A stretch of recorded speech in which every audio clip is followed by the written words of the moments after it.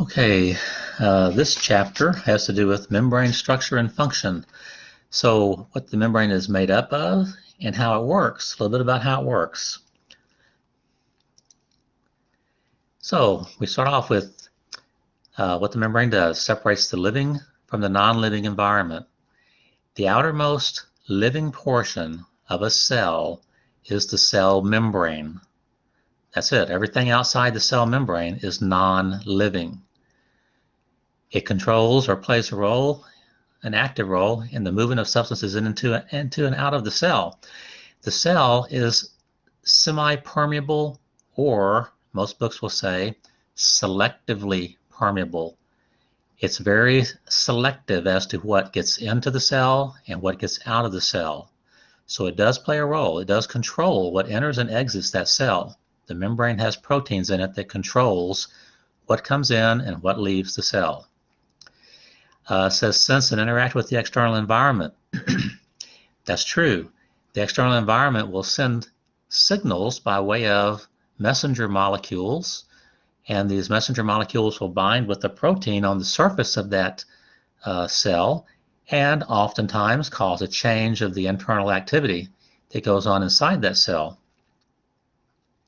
Involved with cell identity and interactions with other cells? Yes. In a previous chapter, we talked about cell identity, the oligosaccharides, short chains of sugars that are bound to proteins and lipids in the cell membrane on the outside. They give the cell its identity. Things like blood typing, that's one thing, and as to all the cells of your body have the same glycoproteins on the surface. And so your cells, your immune system identifies your cells as being self. If you put somebody else's cells in your body, like their kidney in your body, they have different cell identity markers, different glycoproteins on the surface of their cells, and your body will attack that organ to reject it, just like this, as if it was a bacterium or something. Interactions with other cells, we'll see at the very end of this chapter, which have to do with things called desmosomes, gap junctions, tight junctions. We'll look at those at the end of the chapter. Okay, some more stuff about membranes. Responsible for the structural integrity of most cellular organelles and ultrastructures. That's true. Remember, eukaryotic cells have membrane-bound organelles. And so we have a lot of membrane-bound structures inside of our cells. The nucleus being one that houses the DNA. Then we have other ones like lysosomes. We have endoplasmic reticulum. You have the mitochondria, which is an exception. The Golgi. You have several inside of your cells that are membrane bound. And the next line compartmentalizes the cytoplasm, forming unique chemical regions or environments. Yes, the membrane bound structures contain specific processes or components, like the nuclear membrane that contains the DNA. So the DNA is inside of the nuclear envelope, actually. Inside of the mitochondria, and the mitochondria is the site of ATP synthesis. The Golgi will process materials that come from another membrane-bound structure called the endoplasmic reticulum. And then they'll pinch them off for vesicles that will either be used by the cell or exported out of the cell, like hormones. And you have packets of enzymes that are membrane-bound. So inside of that membrane-bound structure are hydrolytic enzymes that will break down the cell. If that lysosome pops, that cell will be destroyed. The membrane provides surface area for the attachment of enzymes and cellular structures such as ribosomes. Yeah, on the outside of your cell membrane, you have proteins that are receptor sites for messenger molecules of some form from another cell, which will tell that cell to either start something or start something, change the activity of that cell. Now, ribosomes that are associated with, like the endoplasmic reticulum, is called the rough endoplasmic reticulum. Yeah, the ribosomes are the sites of protein synthesis. And so what they'll do is they will synthesize proteins and deposit them inside of the endoplasmic reticulum. Involved in numerous biochemical processes. Yes, those are, I've already kind of talked about those, about activity that happens inside of these membrane-bound structures, like what happens in the DNA and in the nucleus. A lot of activity occurs. We'll see some of that at the last chapter. We'll see what's happening inside of there. We'll talk about what happens inside of other membrane-bound structures in just a few minutes. Facilitates or helps the transport and secretion through the action of transport vesicles. Well, these vesicles that are produced could have something like an oil in them or a hormone. It's going to be taken to the side of this inside of the cell membrane. It fuses and dumps those contents to the outside of the cell to either be used to lubricate or used like the hormones to change cellular activities. Now, the nature of the membrane, the composition, this is the basic components of a cell membrane. That's a phospholipid bilayer. Remember, the phospholipid molecules have a hydrophilic head and a hydrophobic tail. So that bilayer, two layers, the molecules that are in two layers, the heads are directed to the cytoplasm and to the outside of the cell where fluids bathe the cells. Fluids that are leaking from the capillaries that contain nutrients and oxygen. It also contains water. And the tails are on the inside. From both the molecules, the tails are on the inside. Now the membrane, it says amphipathic. The inside and the outside of the membrane are not the same. And we will see that they have proteins that are on both sides, which leads into the second word here, proteins, amphipathic. That ties in with the first one. Amphipathic is like, you know what an amphibian is? Like a frog. And frogs have the ability to live in two environments. The terrestrial environment, because they have lungs to breathe, and the aquatic environment because they can breathe through their skin. They don't have to use their lungs. So these proteins are amphipathic also. Some go all the way through. They're called integral proteins. They go all the way through. The inside and the outside ends are hydrophilic, and the middle part of that protein is hydrophobic, so it's in the middle of the membrane. Then there are other proteins that are just on the outside of the membrane or just on the inside of the membrane, and they have completely different functions of each other. And so yes, the inside and the outside of that membrane is not identical. They're not identical. They have different proteins on the outside than on the inside. Glycoproteins and glycolipids, glycose sugar like glycogen or glucose, attached to the protein head of the phospholipid bilayer or to the lipid tail. So the protein of the proteins, glycoproteins, or the glycolipids which are attached to the phospholipid bilayer tails, those serve as receptor sites and they serve as identity markers, you know, for your immune system to know those cells belong there. And then sterols, the one that's mentioned here is going to be cholesterol. Now, cholesterol, you know, you've heard is bad for you, and it's bad to have high cholesterol, and that's true. It is bad to have high cholesterol. But your cells produce cholesterol. Your hormones, your sex hormones, estrogen and testosterone, are cholesterol derivatives. And sterols, like cholesterol, are needed to make cell membranes more fluid, make them flexible. That's how you're not crispy, you're not crunchy when someone grabs your hand or your arm. You're soft. Your cells will bend. You know, they're flexible. So cholesterol is good for you have to have it for building of your cells. And if you try to limit your cholesterol in your diet, your cells will make what they need to build new membrane. So whether you're taking it in or not doesn't matter. If you're genetically set for high cholesterol, that's a genetic problem. And you take Lipitor, stuff like that, to combat high levels of cholesterol. But other than that, your cells are going to make it anyway for cell membranes. History of the knowledge. You know, somebody had to sometime suggest what cells were made of, you know, cell membranes.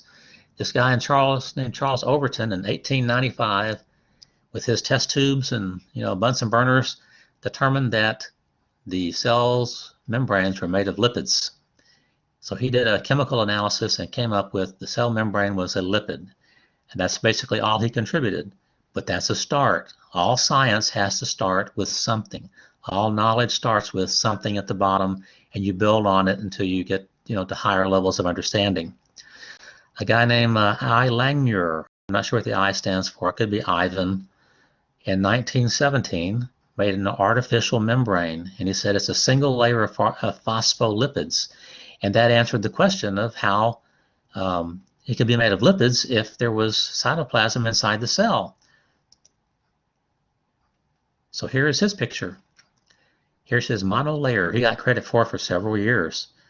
And that was the answer to the question. It was a lipid, it was phospholipids, and that the heads were directed toward the cytoplasm, and the tails were as far away from the cytoplasm as they could get.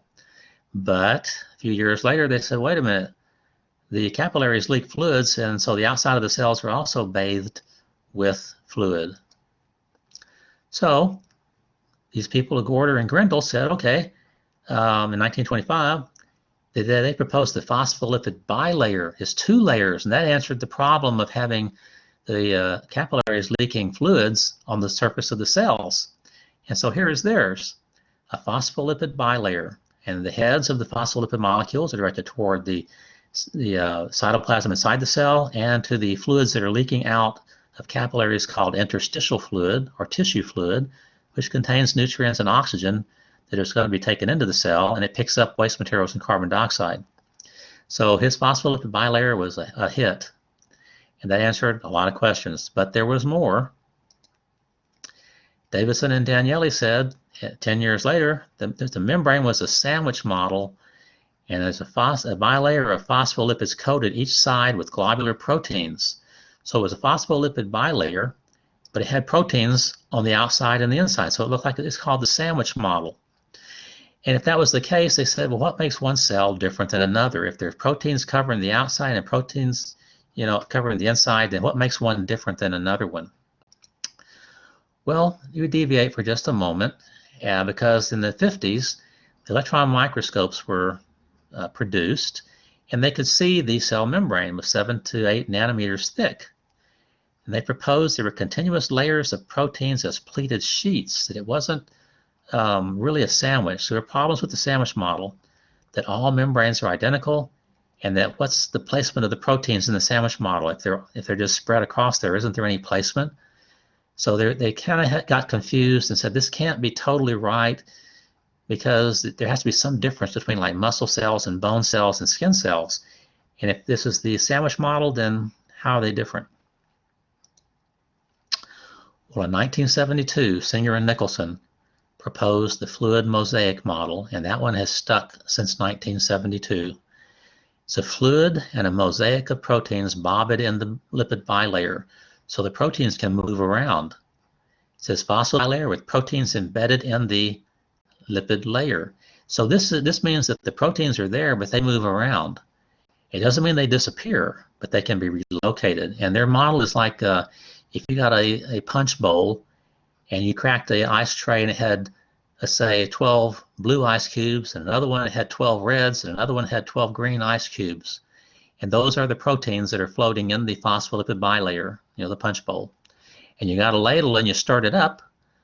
Well, they're all dispersed now. They're all mixed up. But are they still there? And the answer is yes. And that's what the fluid mosaic model says. They can move around. They're still there. They just move around. The amphipathic proteins again on the outside and the inside were different. That was proposed also. Movement of lipids and proteins, that's the fluid mosaic portion of this model.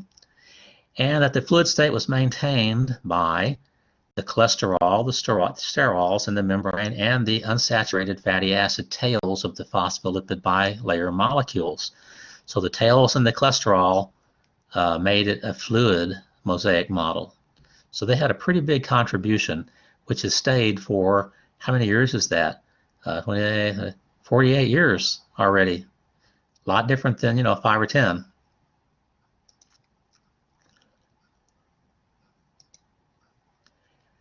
Now here's an example right here of the fluid mosaic, and you can see the phospholipid bilayer. You see the proteins going all the way through. Let me get my finger back out.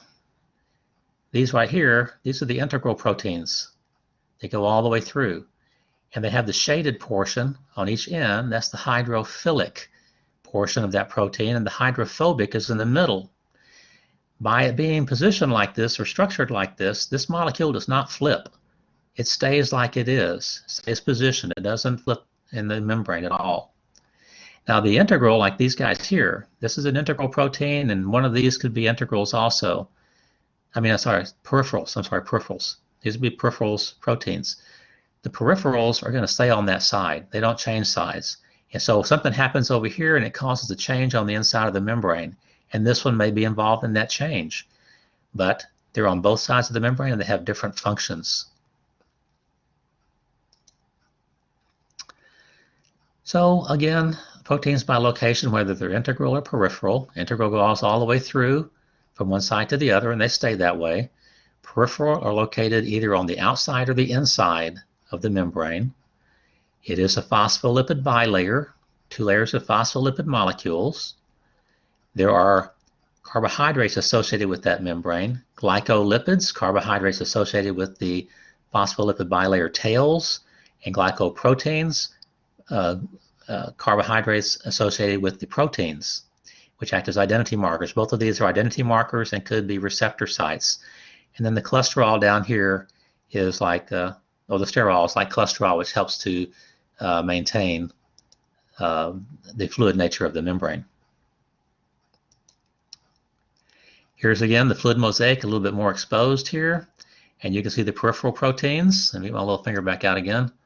You can see the peripherals. There's some on there and there. Here's some on the inside that are pointed out. I circled one there. There's one right there.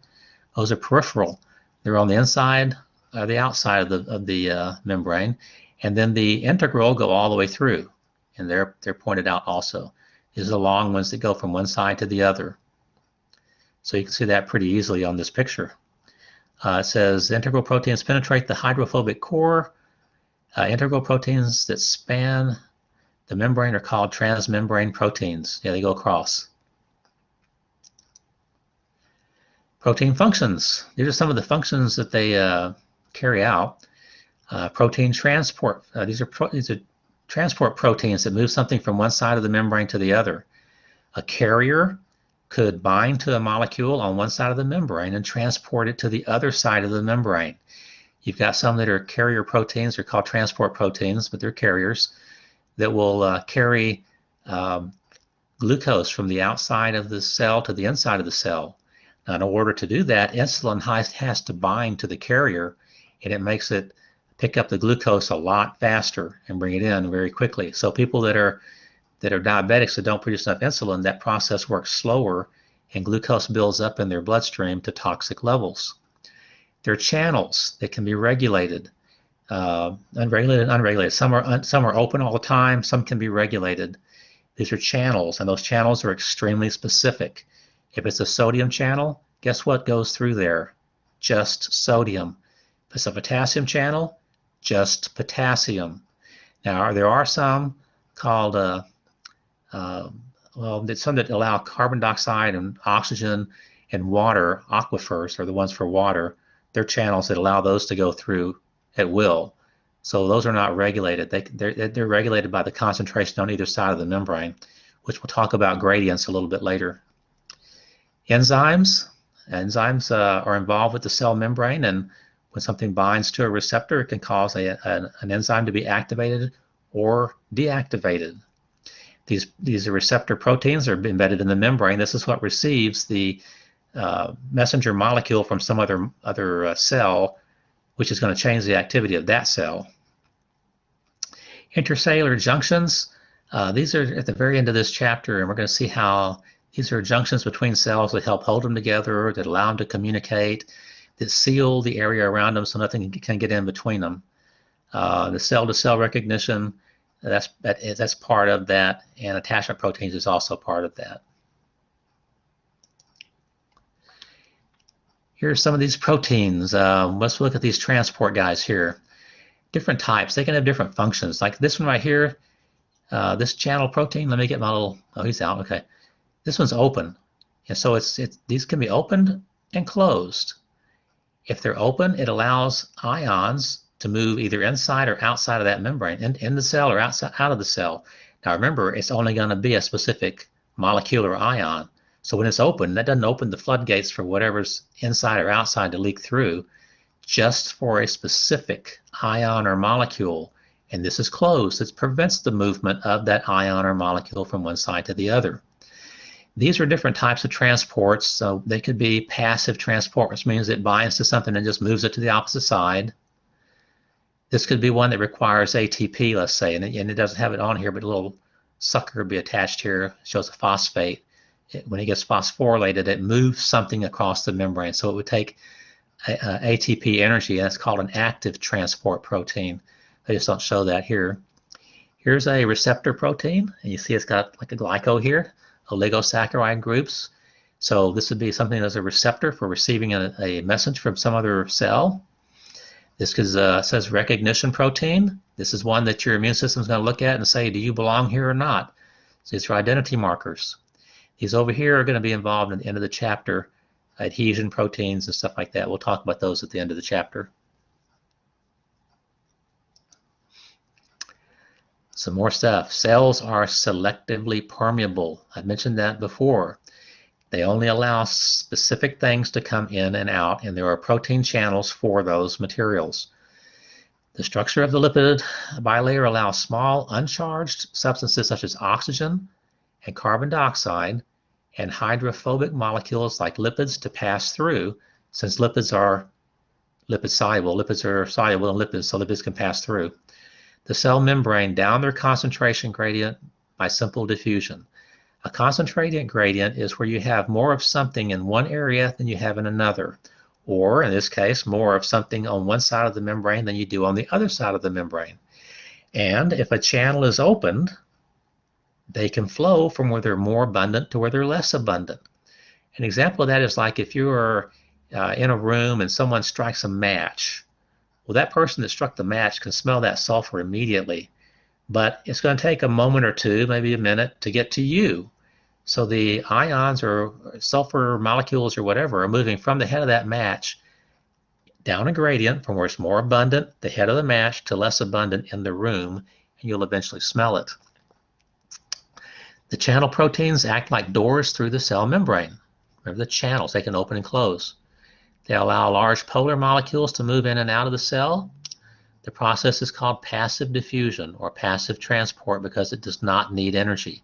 So they will bind to something and just let it pass through, move it through one side to the other side. Those are passive. Now active is going to require energy to do it. Integral proteins enable ions to pass through the membrane by passive or active transport. Again, it depends on what the integral protein's function is. Is it to undergo passive transport or active transport? They're all specific in what they do. And if it's active transport, it requires ATP. Here are some types of transport here, just across the membrane. It says a concentration gradient. The process of particles moving through a solution or gas from an area with a higher number of particles to an area of lower number of particles. The areas are typically separated by a membrane. Now this happens to do with the cell. There's a membrane here. The example I gave you with a room, there's no membrane, but they're still going from an area of higher concentration to an area of lower concentration. Let's look at, see on the left-hand side of this chart here, it says high and low. That's the number of molecules or ions, and this is the membrane, phospholipid bilayer. Now there's a process called diffusion. Now, diffusion is a definition of diffusion happens to be the movement of ions or molecules from an area of greater concentration to an area of lesser concentration. And I'll define that again in just a minute. So you can see that this is a large number out here, a low number here. If they're lipid soluble, that means they can go through the membrane and they flow from high to low. If there's a channel that opens up, they go from high to low. If there's no membrane there, they go from high to low. And it said ions or molecules from an area of higher to an area of lower concentration. So that's what diffusion is. It's a gradient where it flows from high to low. They call it moving down a gradient from high to low. Now look at passive transport. There are two examples here. This one's a channel. The left one's a channel. You see the channel's open. When the channel is opened is triggered by some communication from some other cell, The ions that are on the outside are allowed to flow through the channel to the inside, and that causes a change inside of the cell. Okay? The one over here is a transport protein. It's not a channel, it's a transport protein. It will pick up these molecules from the outside, pivot and transfer them to the inside. So it picks them up and then it brings them to the inside. That's passive. The active channel over here, active transport protein over here, see that little yellow sucker there? That's an ATP was broken down, and this enzyme, this protein here was phosphorylated, which gave it energy to force something from low against a concentration gradient out. So it took energy to force it out from low to high, because gradients want to flow from high to low. So a concentration gradient is where you have, or where exists, a higher concentration of something in one area than in another area, a higher amount in one area than another. Now, that doesn't say anything about a membrane. There may be a membrane there, there may not. It just depends on what you're talking about. Now, diffusion. Here's the definition of diffusion again. It's the movement of ions or molecules from an area of higher concentration to an area of lower concentration. So that was pretty nonspecific. Ions or molecules from high to low. Pretty nonspecific. Osmosis is a specific kind of diffusion. It's diffusion of water, and there's a membrane. So osmosis, it says osmosis is the diffusion of water through a semi-permeable membrane from an area of greater concentration or percentage, however it's expressed, to an area of lower concentration or percentage. So in this case, it is the movement of water. Now, osmotic concentration is the difference in the solute concentration on both sides of the membrane, because we're talking about osmosis. And remember, osmosis is the movement of water through a semi-permeable membrane from an area of higher concentration to an area of lower concentration. Well, osmotic concentration is the difference in the solute concentration on both sides.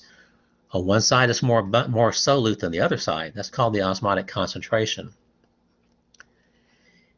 The osmotic pressure is the force water exerts, the force of water movement as it exerts as it moves across the membrane from where it is more concentrated, where it's more abundant, to where it's less concentrated or less abundant.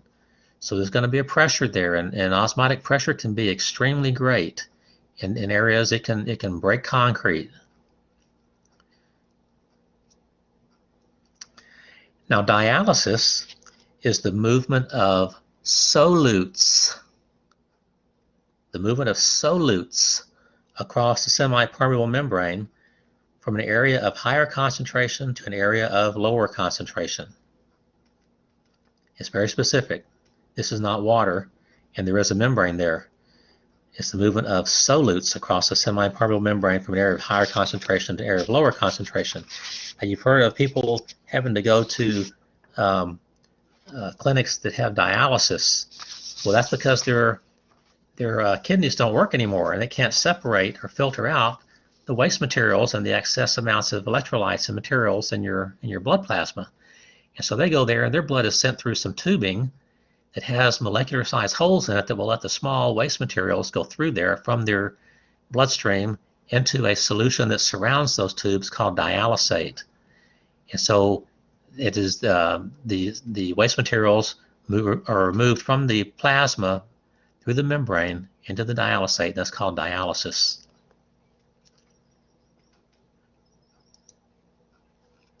Here's just a little example here. The semi-permeable membrane in the middle here, it has molecular size holes in there that will let water move, but it won't let proteins move. The proteins are too big. So you see the net movement, that osmotic movement of water from high to low, from left to right.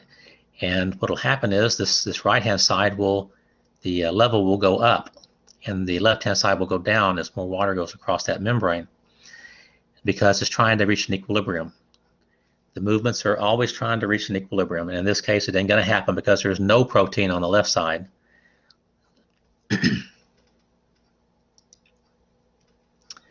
Okay, some examples here. Osmotic solution terms.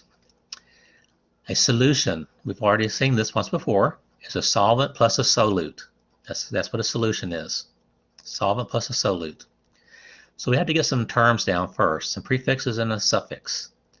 Hyper in Latin has several meanings. One of them is more than. Hyper means more than. Hypo has several meanings, and this one is less than. And iso means equal to. Now the word tonic, the second part of the phrase, like hypertonic, hypotonic, isotonic, implies a solute concentration gradient exists. So there is a concentration gradient on all three examples we're going to look at. The definitions: hypertonic, higher concentration of solute and lower concentration of water. Now we're going to compare the solution in the beaker that the cell's sitting in. So the solution around the cell compared to the cell. So if the solution around the cell has a higher concentration of solute, then it's hypertonic, because we're going to be comparing solutes, so it has less water. If it's hypotonic, the solution around the cell contains less solute than the cell and more water. In isotonic, equal concentrations of solute and water on both sides of the membrane. Okay, so let's look at some examples. This one, I think if you look at the regular PowerPoint set, it takes you through step by step. But let's just read through here. You compare the percentage of solute in the beaker. We're going to do osmosis in two steps. We're going to figure out what the solution is first, and then we're going to figure out what happens osmotically second. So what's going to happen to the cell? So the first thing, compare the percentage of solute in the beaker to the percent of solute in the cell. Beaker is 20% sucrose in that solution. The solution in the cell is 15. 20 is greater than 15. So since the beaker has more sucrose than the cell, so the solution in the beaker is hypertonic compared to the solution in the cell. We're going to compare the solution in the beaker to the solution in the cell. And you compare solutes. There's 20% of this solution is made of sucrose in the beaker. Is 15% inside the cell. 20 is greater than 15. And so the solution in the beaker, being greater, 20%, is a hypertonic solution compared to the cell. Okay, so we got that one. Let's look at another example. And this one, this is now we're going to do what happens osmosis. Okay, so in a hypertonic solution, what happens osmotically? See, now we look at the movement of water, the second part, find out what happens when that cell is in a hypertonic solution. Osmosis, the movement of water through a semi-permeable membrane from an area of greater percentage, in this case, to an area of lower percentage. So water moves from the cell and into the beaker. The solution in the cell is 85% water. The solution in the beaker is 80% water. The gradient is going to go from 85 to 80, so the cell is going to lose water. So if you place a cell in a hypertonic solution, it's going to lose water. Let's look at this one. Compare the solutes. The beaker is 10% sucrose. The cell, 15% sucrose. The beaker, 10% sucrose, is less than the cell's 15. So the solution in the beaker is hypotonic to the solution in the cell. So it's a hypotonic solution. Now let's look at what happens with water. Osmosis. The beaker is 90% water. That solution is made up of 90% water. The cell is 85% water. So water is going to go from the beaker into the cell. The cell will swell. It'll fill with water to try to reach a 10% sucrose solution inside of here too. Remember, it's trying to reach equilibrium. So in a hypotonic solution, water enters the cell. Now this one, we look at the solute in the beakers, 15%. Well, it's 15% inside the cell. 15 is equal to 15, and the term for equal is iso. So it's an isotonic solution. The beaker has the same percentage of sucrose as the cell, so the solution in the beaker is isotonic to the solution in the cell. And there's no net movement of water. If a molecule of water goes in, a molecule of water comes out. No net movement of water. This is what they put you on in the hospital. If they put a bag of solution on you, it's called Ringer's solution. It maybe has some dextrose in it. It's a 0.9% saline solution because your cells and your plasma are 0.9% saline. So they put you on an isotonic solution to give you fluid volume, give you some volume, and not hurt your cells. Here's just some pictures that show, plant and animal comparisons here. Over here in the plant cells, where it says this is an isotonic situation, it's equal. You see the cell is just normally shaped, and this plant cell is normally shaped too because it's isotonic. So the plant cells are turgid. That means they're firm. They're full of water, and this is isotonic here. So nothing's going to happen. They're not going to shrink or expand any. In the hypertonic solution, where water leaves, you see that the animal cells will crenate. It's called crenate. They shrivel up. Plant cells, the membrane will pull away from the cell wall. This is the cell wall, this green thing here. And there's less fluid, and now you have the nucleus, and you have chloroplast and everything else in here. And this is called plasmolysis. So plant cells will shrink, and that's called plasmolysis. In a hypotonic situation, animal cells will pop. They lyse. They'll explode because water is entering the cell, and it's a membrane. It's not a balloon, but you can only hold so much like a balloon, and it's going to pop. Plant cells, the cell wall, this little green outline thing here, it's made of cellulose, won't let the cell explode. It remains turgid, just like it did over here. It stays turgid, so the plants are full. When you go home, if you have a plant and it's all wilted over, plasmolysis has occurred. When you water it, and the water is taken up into the cells and by the roots, it becomes turgid, and so the plant perks up. So it's wilted, and then it perks up. Facilitated diffusion. Facilitated means that you're helped. Something's being helped across the membrane by transport proteins to help things across the membrane. Now, it says high substrate specificity. Remember, the membrane is selectively permeable, so it is very specific. All these proteins are very specific as to what they're going to allow to pass across that membrane. And the regulated channel proteins, they're very specific also. Only certain ions or molecules can travel through that channel. So it's very selective. Here is facilitated diffusion. That means it's being helped. Now that facilitated, this is passive here. You see the protein here, this example, and you see the receptor site here is shaped like a square, like a box. Well, the solute fits that. So the solute will bind to the receptor site. The protein will pivot and move to the inside of the cell where the binding site here, the receptor site, is going to change. See, it changed, and this solute can no longer hold on. It has no affiliation with this protein anymore. And the protein pivots back to where it can accept another solute. And so it does it back and forth. So in one form, the receptor site for the solute is shaped like it should be. When it pivots to the opposite side, the receptor site deforms, and so the solute can no longer bind. There's no affiliation between the two, and it has to turn loose.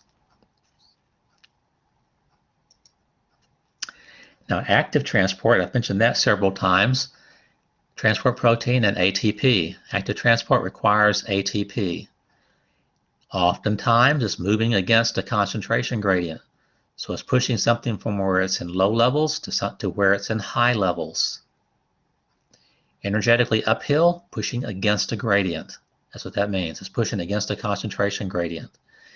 Now I've got an example of one called the sodium-potassium pump, and this is used in your cells to set up two different gradients for impulse conduction in nerves and muscles.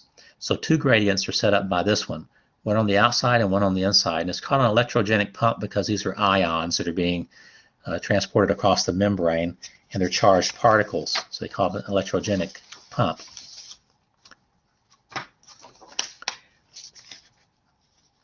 Let's just see this active transport real quickly here. This one's the first one, then we'll see a sodium-potassium pump in just a minute. But here is a protein, and you see how the active site or receptor site is like a four-leaf clover until ATP is broken down to ADP, and that four-leaf clover shape changes to a square shape that the solute can attach to. So it changes to a shape that the solute can attach to. Energy is expended from the phosphate, and it pivots the solute to the opposite side of the membrane. The phosphate breaks off, and look at that receptor site, that binding site there. Now it's a four-leaf clover again. No affiliation between that square and that four-leaf clover. And it pivots back, ready to pick up another solute, like it's going to pick up over here, and do it all over again. But it requires ATP to be broken down, and this phosphorylation, the addition of a phosphate molecule to another molecule, imparts the energy that's needed to push it against a gradient, push that solute out of the cell. Here's the sodium-potassium pump. I'm not going to have you draw this or anything. This is just to show you what I've been talking about. This is it's called the sodium-potassium pump, and it's just a series of proteins that's going to do this job. And you can see, if you look at this one, you see that these receptor sites are nice and curved or rounded to accept the round shape of this sodium ion here. So there's three of them that'll bind. And over here are potassium sites, but they're shaped like sharp V's. So in the cytoplasm, three sodiums are collected. ATP is broken down. And when it's broken down, this pivots. You see it pivots over here on the right, about 4 o'clock position. And the sodiums leave. They're pushed to the outside of the membrane. They can no longer bind because now it's an oval-shaped binding site. They can't bind. But look at the other sites. The potassium sites are now an open V, a real open V. And potassiums can bind from the outside. The phosphate breaks off. The protein pivots back to its normal position, bringing the potassiums inside.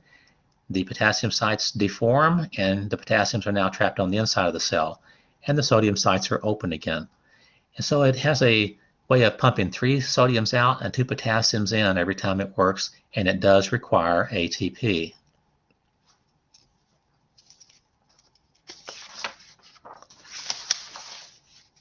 Large molecule transport. We talk about some things like exocytosis and endocytosis. Now, exocytosis is the removal of something from the cell, it's expulsion from the cell. I have a little definition somewhere. It says waste material is enveloped in a membrane and fuses with the interior of the plasma membrane. This fusion opens the membrane envelope to the exterior of the cell, and the waste material is expelled from the extracellular space. So whatever needs to be transported out of the cell is by exocytosis. It's a membrane-bound structure that binds with the inside of the cell membrane, fuses, becomes part of the cell membrane, and as it does that, it dumps its contents to the outside. Now, endocytosis, the plasma membrane is going to invaginate. It's going to form a pocket around whatever it's bringing in, like a bacterium or something. The pocket pinches off, and the particle and the vesicle is brought inside the cell, and it's surrounded by a plasma membrane, cell membrane. So it's brought into the cell. Well, ways of bringing things into the cell, there's 3 ways that are listed here. Phagocytosis means cell eating. This is an active process. The cell is recognizing as being foreign, and it adheres to the surface of that foreign cell like a bacterium, and it starts to wrap the membrane around that bacterium until it completely envelopes it and brings it in and pinches it off, and then it's digested by lysosomes on the inside of the cell.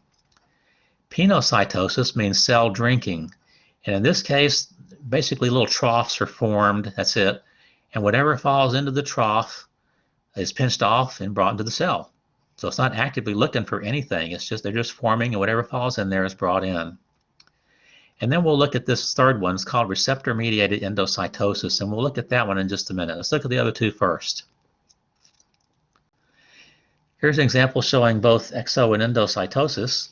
So here's exocytosis, and you see this secretory vesicle has something inside of it, comes over to the cell membrane, fuses, becomes one, and dumps its contents to the outside. Exocytosis. Endocytosis. Some foreign cell out here with this little red dots in it touches the membrane adheres to it, wraps around it, pinches it off, and brings it in as a vesicle. That's a form of endocytosis, bringing something into the cell. Now here's a phagocytosis. This is kind of an old picture. This is a white blood cell. Here's a bacterium. You see how it's recognized as being foreign, so it's starting to send the membrane around and over and under. And it pinches it off, and there it is in a little vesicle, and a lysosome, a packet of digestive enzymes, is being brought over, and this will be digested inside the cell. Nutrients will be absorbed, and then whatever is not is exocytosed out of the cell. Penocytosis, here remember cell drinking, little troughs are formed. And they're not quite that deep, but still little troughs that are formed, and whatever falls in there, you see, is pinched off and digested by the cell. Okay, so whatever falls in there is digested by the cell. So this is penocytosis, cell drinking. Now this one, receptor-mediated endocytosis. Now that doesn't mean that, the wording doesn't mean that it's hard. Look at what it says. Let's read it backwards. Endocytosis, bringing something into the cell, which is helped by the receptor. So the receptor causes endocytosis. I see the receptors are on the outside, these little slingshots, and when some molecules from the environment bind to them, when enough bind to the receptors, that causes endocytosis to occur. It's pinched off, and they're brought inside to be processed. So that's all that means, that the receptors are involved in the endocytosis. So endocytosis caused by the receptors, something binding to the receptors. Now here's something called COTRANSPORT, and this is an interesting thing here. Let's just look at it real quickly. ATP powered one way. So one way, something's pushed out of the membrane, and then secondarily it's brought back in. So second solute moves indirectly against the diffusion gradient. It's called the sucrose hydrogen ion symport, and you can see it right here. ATP is involved, and a proton pump pumps the protons outside the cell or on the side of the membrane. Well, there's a sucrose hydrogen ion co-transporter. In order to get this sucrose in, the hydrogen ion has to bind to that receptor. So the hydrogen that was pumped out binds to the receptor, the sucrose binds to the receptor, and they're both brought back in again. And then the proton pump, using energy, pumps the hydrogens back out again.